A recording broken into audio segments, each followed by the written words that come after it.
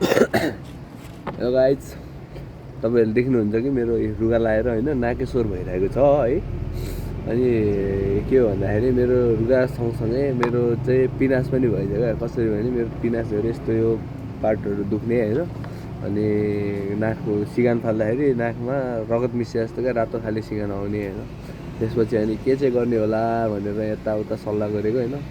अनि मैले चाहिँ एउटा एकदमै आयुर्वेदिक दबाई भेटाएको छु होइन। यो चाहिँ हाम्रो यो है, यो चाहिँ हाम्रो बिडी भन्नु होला, तर होइन, यो चाहिँ हाम्रो एउटा आँख भन्ने हाँगा हो होइन, सुकेको हाँगा। यसले चाहिँ अब यसरी सल्काएर मजाले होइन,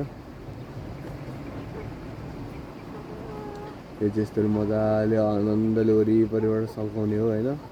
अनि यसले चाहिँ नस लिने हो क्या। यो चाहिँ हाम्रो नेचुरल, यो पिनास भएको चाहिँ नेचुरल दबाई हो।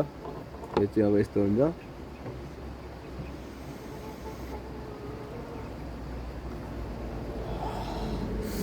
यस्तो पोल्छ नि यसले, बाफ्रे पुरै झट्का हान्छ।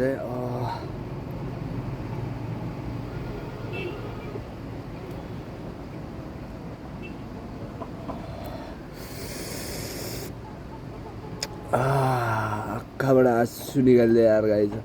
यो चाहिँ हाम्रो आँखको बोर्ड भन्छ होइन। यो चाहिँ सुकेको हुनुपर्ने रहेछ। अनि यसबाट चाहिँ यसरी यो पाल हुन्छ। अनि यो सल्काएर चाहिँ मजाले लिएपछि यसले चाहिँ पिनासको चाहिँ राम्रो औषधि हुन्छ भन्दो रहेछ नि होइन। अब लेट्स सी है के हुन्छ। अब यो चाहिँ मैले आज ट्राई गरेँ फर्स्ट टाइम होइन।